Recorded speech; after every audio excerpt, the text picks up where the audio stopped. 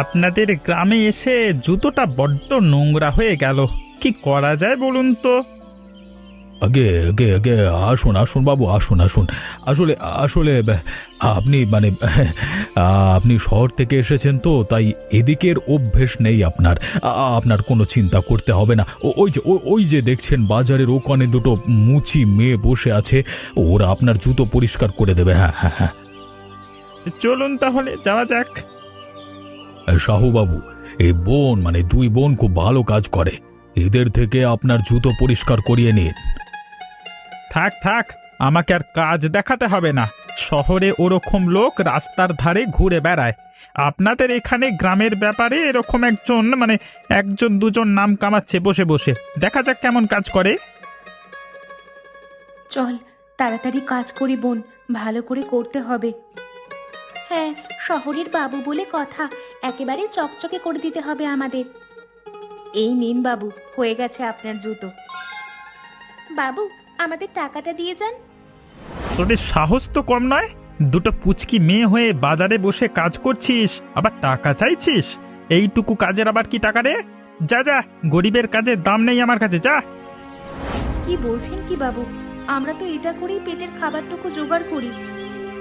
বাবু, দয়া করে টাকা দিয়ে যান, না হলে আমরা খেতে পাবো না।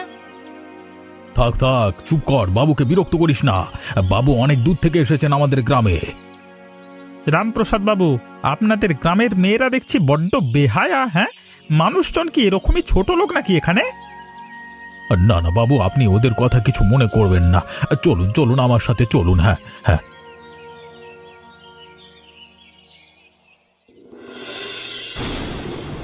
দিদি, আজ রাত কিভাবে কাটবে রে?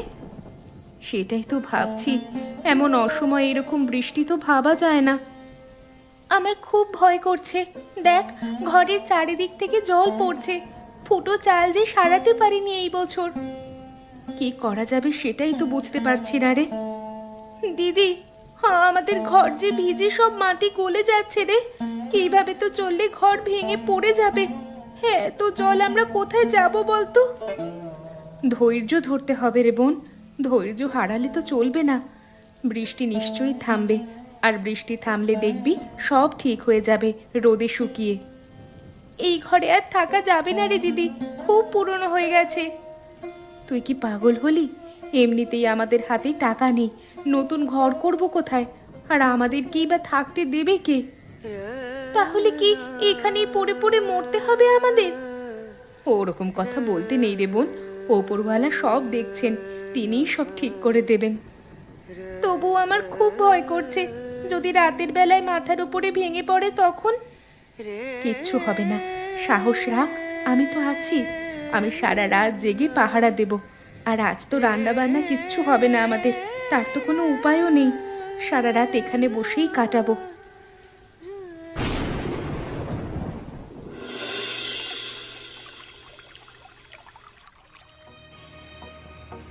ওরে, তোরা এখনো ঘরের ভেতর বসে আছিস রে? ওদিকে যে নদী ফুলে ফেপে একাকার হয়ে গেছে, আর একটু অপেক্ষা করলে সব ভাসিয়ে নিয়ে চলে যাবে। বাঁচাও বাঁচাও, নিজেদেরকে সবাই বাঁচাও। সীতা, সীতা, বন্যা আসছে, সামলে থাক, না হলে যে আমাদের ঘর ভেসে যাবে। ওরে দিদি রে, আমরা এবার কোথায় যাব? কেউ কি আমাদের আশ্রয় দেবে না?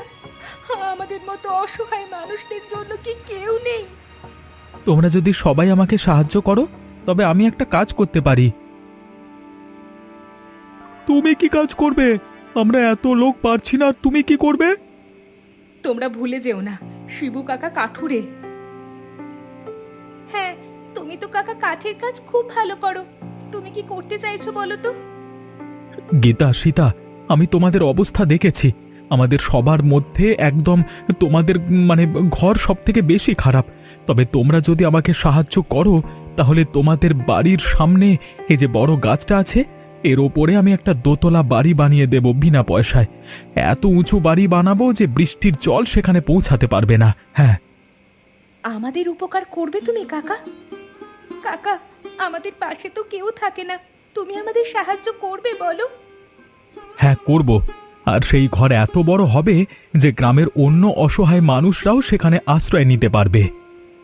আমরা সবাই তাহলে সাহায্য করব। দেখেছিস বোন, বলেছিলাম না ওপরওয়ালা ঠিক আমাদের সাহায্য করবেন। ঠিক বলেছিস দিদি, মনে হচ্ছে তিনি শিবু কাকাকে পাঠিয়ে দিয়েছেন আমাদের কাছে। চলো, তাহলে আর দেরি করে লাভ নেই। আমাদেরকে কেউ সাহায্য করতে আসবে না। বড় লোকরা সবাই নিজেদের নিয়েই ব্যস্ত থাকবে। আমাদের নিজেদের কাজ নিজেদেরই করতে হবে। চলো, হাত লাগিয়ে সবাই মিলে কাজ শুরু করি। দেরি করিস না ভাই, আর তাড়াতাড়ি হাতের কাজটা শেষ কর। মানুষের থাকার মতো তো ঘরটা বানাতে হবে নাকি? হ্যাঁ কাকা, তুমি তো একেবারে জাদু দেখিয়ে দিয়েছো। গ্রামের সবাই বৃষ্টি একটু কমতেই নিজের নিজের বাড়ি চলে গেছে, কিন্তু এই দুই বোনের বাড়ির যা অবস্থা হয়েছিল, তাতে থাকবার যোগ্য ছিল না। তুমি যদি এই বাড়িটা না বানাতে তাহলে তো আর দেখতে হতো না ওদের। বড় উপকার করলে তুমি কাকা। তুমি বলো, আমি তোমার কি সাহায্য করতে পারি? হ্যাঁ কাকা, তুমি যা বলবে আমরা তাই করব। আসলে আমাদের তো কেউ নেই, তাই আমাদেরকে কেউ দেখেও না। আমি কিছু চাই না, শুধু চাই তোমরা ভালো করে সুখে থাকো দুই বোন। বাজারে তোমরা কাজ করছো, কিন্তু সেখানে লোকজন ভালো নয়, তোমাদের ঠকাতে পারে। তাই তোমাদের সাবধানে থাকতে হবে। আর দিন শেষে মাথা গোঁজার একটা আশ্রয় তো দরকার। ভালো, এখন থেকে এখানে থাকবে তোমরা আরাম করে। হ্যাঁ হ্যাঁ, আর আমি বাজারে সবার দোকানে দোকানে কাজ করে বেড়াই। বাজারে যা খবর আমি তোমাদেরকে দেবো সবার আগে। হ্যাঁ, দেখো, বড় লোকেরা সব সময় একসাথে থাকে, তাই তাদের কেউ কিচ্ছু করতে পারে না। আমাদের গরিবদেরও এখন থেকে একসাথে থাকতে হবে। হ্যাঁ, তাহলে আমরা একটা দল বানাবো, ভালো মানুষের দল। আর এই বাড়িটার নাম হবে বর্ষায় গাছের ডালে দোতলা বাড়ি। হ্যাঁ, তবে আর বৃষ্টি আসবে না মনে হচ্ছে। আবার আমরা বাজারে কাজ শুরু করতে পারবো। এখন মেঘ একটু কমে গেলেও কিন্তু বৃষ্টি যে এত সহজে থেমে যাবে সেটা তো মনে হচ্ছে না। যাই হোক, আমাদের কাজ শেষ হয়েছে গীতা, আমরা এখন যাই। আমাদেরও তো ঘর আছে, সেটাকে মেরামত করতে হবে। তোমরা এখানে রাজকন্যার মতো থাকবে, কাউকে পাত্তা দেবে না তোমরা। আমরা চললাম। হ্যাঁ, ভালো থেকো তোমরা। হ্যাঁ, দেখেছিস বোন, বলেছিলাম না যে বৃষ্টি এত সহজে থামবে না। তুমি ঠিক বলেছ গো দিদি। একবার ভেবে দেখো, এই বৃষ্টির মধ্যে যদি আমরা ওই পুরনো কুঁড়ে ঘরে থাকতাম কি হতো। দেখেছিস ঘরটা কিরকম হুড়মুড় করে ভেঙে পড়লো। সেটাই তো দেখছি বারবার, ভয় যে আমার বুক শুকিয়ে যাচ্ছে। তবে আর আমাদের কোনো চিন্তা নেই, শিবু কাকা আমাদের বাঁচিয়েছে। কিন্তু এই বৃষ্টি যদি এইভাবে চলতে থাকে তাহলে তো নদীর জল পুরো গ্রাম ভাসিয়ে দেবে। হ্যাঁ, এবার মনে হচ্ছে গরিব বড়লোক আলাদা করে কিচ্ছু থাকবে না, সব কিছু ডুবে শেষ হয়ে যাবে। দিদি দিদি, দেখো আমাদের পুরনো ঘরটা কেমন ভেঙে ভেসে চলে যাচ্ছে। হ্যাঁ রে, গ্রামের অন্য মানুষদের তবু ঘরদোর একটু পাকাপোক্ত আছে, আমাদেরটা তো একেবারে শেষ। বারবার শিবু কাকাকে ধন্যবাদ দিতে ইচ্ছা করছে। তবে বৃষ্টি যত তাড়াতাড়ি থামবে ততই ভালো।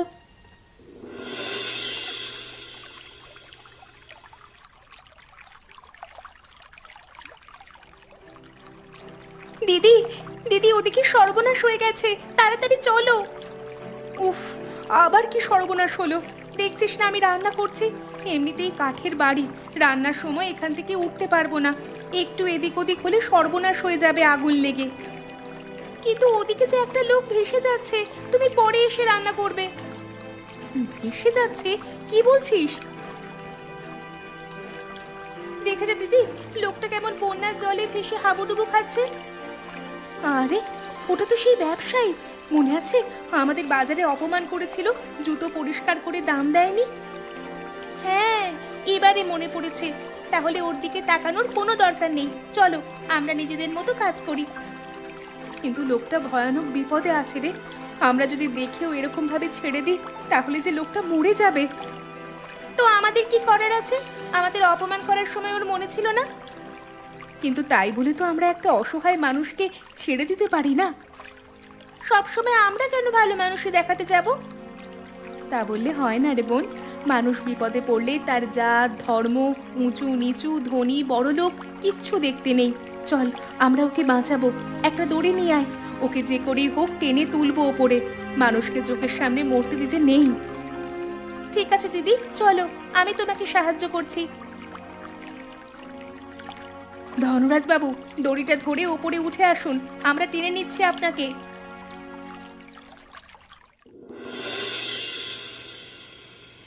দিদি, তোমার সবেতেই বড্ড বাড়াবাড়ি। এই লোকটা আমাদের এত অপমান করেছিল, আর একেই আমরা এখন বাড়িতে এনে নিজেদের নাওয়া খাওয়া ভুলে সেবা করছি। দেখবে লোকটা ঠিক হয়ে উঠে আবার আমাদের ক্ষতি করবে। শিবকাকা সাবধান করেছিল কাউকে পাত্তা না দিতে। ওরকম করে বলিস না, উনি কষ্ট পাবেন।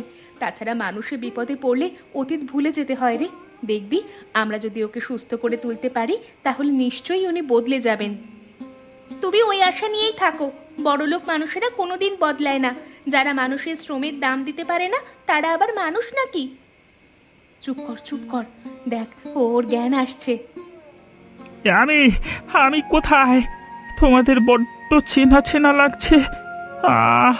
তোমরা কি সেই বাজারের মুচি মেয়েরা? ও, চিনতে পেরে উদ্ধার করেছেন তাহলে? হ্যাঁ, আমরাই। আর আমরা আপনার জীবন বাঁচিয়েছি বাবু।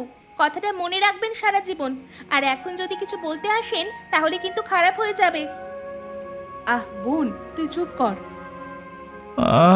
তোমাদের জন্য এই জীবনটা প্রাণে বেঁচে গেলাম। তাতে কি হয়েছে? সাপ কি আর কখনো নিজের বিষ ছাড়তে পারে? সুযোগ বুঝলে আবার আপনি আমাদের ছোবল দেবেন। তবে আর যদি এখন একটাও কথা বলেন তাহলে কিন্তু মাথায় একটা বাড়ি খাবেন বলে দিচ্ছি। ঠিক আছে বাবু, আপনি বিশ্রাম করুন, আমরা পাশের ঘরে আছি।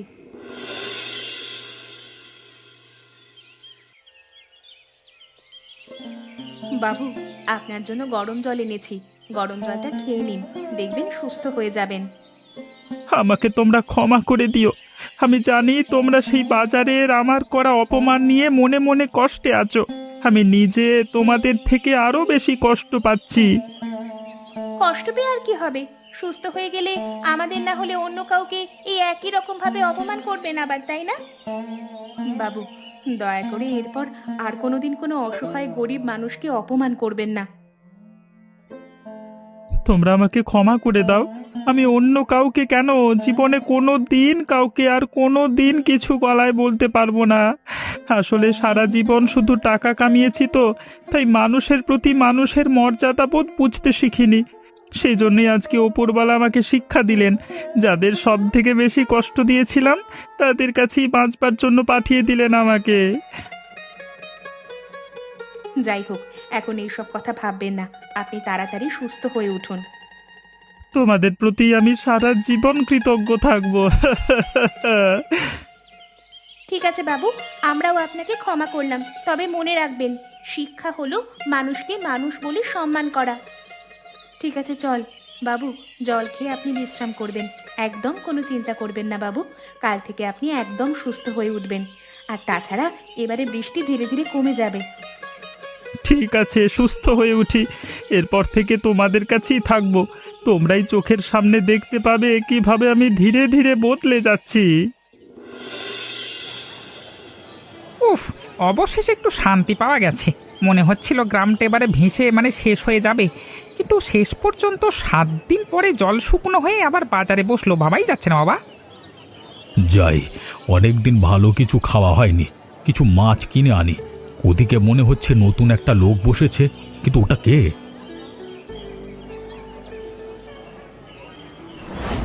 আরে ধনরাজ সাহু বাবু, আপনি আপনি শহরের ব্যবসাবাতি ছেড়ে দিয়ে এখানে মাছ বিক্রি করছেন? আরে কি সর্বনাশের কথা! আমি তো নিজের চোখকেও বিশ্বাস করতে পারছি না। এমন তো অনেক কিছুই হয় মোড়ল বাবু, যা নিজের চোখে দেখেও বিশ্বাস করা যায় না। আসলে বাস্তবটা অনেক সময় গল্পের থেকেও অনেক বড় হয়ে যায়। কিন্তু এটা কিভাবে সম্ভব হলো? এই যে এই 2 বোন আমাকে বদলে দিয়েছে। এই গ্রামের বন্যায় আমি জলে ভেসে ডুবতে বসেছিলাম। আমি চরম অপমান করবার পরেও এরা আমাকে বাঁচিয়েছে। নিজের ঘরে গিয়ে সুস্থ করে আশ্রয় দিয়েছে, নিজের লোকের মতো সেবা করেছে। আর আমি এখন বুঝতে পেরেছি গ্রামের আসল সততার মানে। আরে ওদের মতো ভালো মানুষ সত্যি খুব কম পাওয়া যায়। হ্যাঁ, সেজন্যই বাবু সিদ্ধান্ত নিয়েছেন যে বাকি জীবনটা তিনি এই গ্রামেই কাটাবেন আমাদের সাথে। হ্যাঁ, আর সেজন্য শহর থেকে মাছ এনে এখানে বিক্রি করা শুরু করেছেন। বলেছেন এবারে সততার সাথে ব্যবসা করবেন। এমন দৃশ্য সত্যি অবাক করা। এই জিনিসটা চোখে না দেখলে বিশ্বাস করা যায় না। সেটা নয় মানলাম যে ওদের দোতলা বাড়িতে ওরা আপনাকে আশ্রয় দিয়েছিল, কিন্তু তাই বলে আপনি এখানে থেকে যাবেন সেটা কেমন কথা? সেটাই আসল কথা রামপ্রসাদ বাবু। আপনি জন্ম থেকে এই গ্রামের মধ্যে আছেন বলে গ্রামটাকে এখনো ঠিক করে বুঝতে পারেননি। আমিও ঠিক বুঝতে পারিনি, কিন্তু মৃত্যুর মুখ থেকে ফিরে আসবার পর বুঝতে পেরেছি যে এই ভালোবাসা শুধুমাত্র গ্রামেই পাওয়া সম্ভব। এই সব কিছু ছেড়ে আমার আর শহরে যেতে ইচ্ছে করে না। হ্যাঁ, পাগলামি করবেন না সাহুবাবু, আপনি আমার সাথে আমার বাড়ি চলুন। আপনি এখানে বাজারে মাছ বেচবেন আর আমি সেটা চোখের সামনে দেখব, কোনো মতেই হতে পারে না। না না রামপ্রসাদ বাবু, আমি অনেক অহংকার নিয়ে এ গ্রামে এসেছিলাম। এখন সেই অহংকার আমাকে এখানেই ত্যাগ করতে হবে। হ্যাঁ, মোড়ল বাবু, আমাদের শাহুবাবু যে এতটা বদলে যাবে আমরাও সেটা কল্পনা করতে পারিনি কিন্তু। আপনি যদি থেকে যান তাহলে আমাদের গ্রামের অনেক উন্নতি হবে, তার সাথে সাথে আমাদের এই বাজারও অনেক আগে এগিয়ে যাবে। হ্যাঁ, আরে তোমরা চুপ করো তো। মানুষটা এই বয়সে এখানে বসে বাজারে সারাক্ষণ মানে ইয়ে করবে? আমার নিজের মানতে খুব কষ্ট হচ্ছে, আহাম্মকের মতো তোমরা উস্কাচ্ছ কি? মেনে নিন রামপ্রসাদ বাবু, ভাবুন যে এটাই আমার নতুন শুরু। আর তাছাড়া আমি তো ব্যবসায়ী মানুষ, বারবার নতুন থেকে শুরু করতে হয় আমাকে। ব্যবসায়ীদের কখনো লজ্জা শরম মান অপমান বোধ করলে হয় না।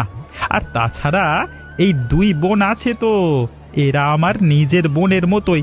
ওদের সাথে থেকে আমি সব কিছু মানিয়ে নেব। হ্যাঁ, এখন থেকে আমরা নতুন দাদা পেয়েছি।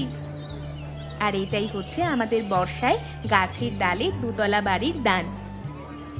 ঠিক আছে, যা ভালো বুঝবেন করুন, এখানেই থাকুন তাহলে। তবে মনে রাখবেন যে গ্রাম আপনার জন্য গর্ববোধ করবে। হ্যাঁ, আসুন আসুন, আজকে আপনাকে দিয়েই আমার মাছের ব্যবসার উদ্বোধনটা করি। নিন, মাছটা নিয়ে যান তো। সত্যি কথা বলতে কি, তখন আমি ওই গরিব মানুষগুলোর সামনে বেশি কথা বলিনি, কিন্তু আমি এখনো মন থেকে ঠিক মেনে নিতে পারছি না যে আপনি বাজারে বসে ব্যবসা করছেন। আমি কিন্তু মন থেকে মেনে নিয়েছি, আর মন থেকে মেনে নিয়েছি বলেই কিন্তু জীবনটা নতুন করে শুরু করলাম। আর সেই জন্যই আপনার সাথে একটু বিশেষ প্রয়োজনে কথা বলতে এসেছি। কি কথা বলুন? দেখুন, আমার যত ব্যবসায়িক বন্ধু বান্ধব সবাই শহরে, কিন্তু গ্রামে বন্ধু বলতে একমাত্র আপনি আছেন। তাই আপনাকে আমাকে একটু সাহায্য করতে হবে। দেখুন ধনরাজ বাবু, আপনি যখন প্রথম প্রথম এ গ্রামে এসেছিলেন তখন গরিবদের দেখে ঘেন্না পেতেন। আমি জানতাম সেটাই আপনার পরিচয়, কিন্তু এখন আপনাকে দেখে সত্যি একটা নতুন মানুষ মনে হচ্ছে। ঠিক আছে, আপনি যা চাইবেন যদি আমার সাধ্যের মধ্যে থাকে আমি অবশ্যই আপনাকে সাহায্য করব। তাহলে আপনি কথা দিন যে ওই বাজারটাকে নতুন করে বড় করে তৈরি করতে আমাকে সাহায্য করবেন। নিশ্চয় করব, কিন্তু হঠাৎ করে বাজারের পরিকল্পনা কেন মাথায় এলো? আসলে যারা আমাকে নতুন জীবন দিল তাদের জন্য করবার ইচ্ছে করছে বড়। ওরা সাধারণ গরিব মানুষ, এই বর্ষা বৃষ্টির দিনে কিভাবে কষ্ট পায় সেটা আমি নিজের চোখে দেখেছি। কপাল করে ওদের যদি ওই উঁচু জায়গায় বাড়িটা না তৈরি হতো তাহলে আমি জীবনে কোনোদিন বাঁচতে পারতাম না। তাই ওদেরকে নিজের পায়ে দাঁড়ানোর একটা ব্যবস্থা করে দিতে চাই। হ্যাঁ, ঠিক আছে, আপনি প্রস্তুতি নিন, আমি সব ব্যবস্থা করে দেব। সঙ্গে শিবু নামের একটা কাঠের মিস্ত্রি আছে গ্রামের, সেই ওই বাড়িটা বানিয়েছে। তাকে দিয়েই সব কাজ করাতে হবে। আপনি সব ব্যবস্থা করুন। ঠিক আছে, আপনি চিন্তা করবেন না, কিছুদিনের মধ্যেই কাজ শুরু হয়ে যাবে।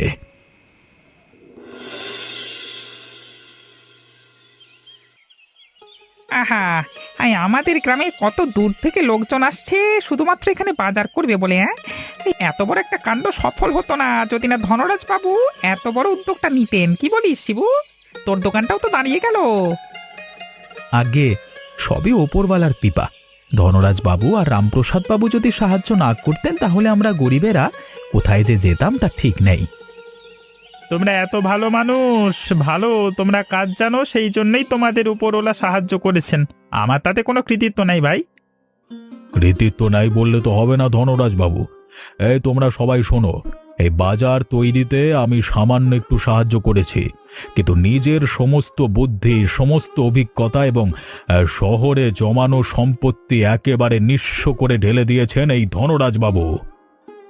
আমাদের ক্ষমা করবেন বাবু, আপনি যখন আমাদের বাড়িতে ছিলেন আমিও তখন অনেক খারাপ খারাপ কথা বলেছি। সেই কথাগুলো না শুনলে কোনো দিন আমি এমন মানুষ হতে পারতাম না। তাহলে আমিও এখন অনেক দূর দূর গ্রাম থেকে বর্ষার জন্য গাছের ডালে এরকমই দুতলা বাড়ি বানানোর বায়না পাচ্ছি, হ্যাঁ তাই না? হ্যাঁ, আমাদের গ্রামে যেমন আমাদের বাড়িটা তৈরি হয়েছে তেমন আরো অনেক বাড়ি তৈরি করতে হবে। অনেক দূর দূর গ্রামের মানুষদেরও সাহায্য করতে হবে এই রকম বাড়ি বানিয়ে, যাতে বর্ষায় আমাদের মতো কেউ কষ্ট না পায়। জয় ধনরাজ বাবু, রামপ্রসাদ বাবুর জয়। চলো চলো, আমরা আজকে থেকে নতুন করে বাজারটা শুরু করি সবাই মিলে। বাবু, আপনারা প্রথম উদ্বোধন করুন আমাদের বাজারের। আপনাদের হাত দিয়ে আমাদের নতুন শুরুটা হবে। চলো চলো শুরু করা যাক। হ্যাঁ, সীতা, গীতা, তোমরাও এগিয়ে এসো। তোমরাই এ গ্রামের ভবিষ্যৎ, তাই তোমাদের মতো নতুন প্রজন্মকে সবার আগে থাকতে হবে। শেষ বয়সে এসে জীবনে এত বড় শিক্ষে হলো, তবে শিক্ষেটা আমার জরুরি ছিল। তোমরাও যদি আমার মতো অহংকারী হও তাহলে কিন্তু আমার মতো বিপদে পড়বে। হ্যাঁ, তাই অহংকারকে জীবন থেকে ঝেড়ে ফেলে দিয়ে সমস্ত মানুষকে সমান ভাবতে শুরু করো। আর তোমরা বলতে পারবে যে আমি কেন অপমান করেছিলাম সীতা এবং গীতা দুই বোনকে? উত্তরটা কিন্তু তোমরা কমেন্ট করে জানিও। হ্যাঁ, আর ভালো মানুষ হলে দেখবে তোমরাও আমাদের মতো সুখী হবে। আর বর্ষায় গাছের ডালে আমাদের এই দুইতলা বাড়ি দেখতে কিন্তু তোমাদের অবশ্যই আসতে হবে। আর আমাদের গল্পটা কেমন লাগলো অবশ্যই জানিও এবং সাবস্ক্রাইব করে সঙ্গে থেকো।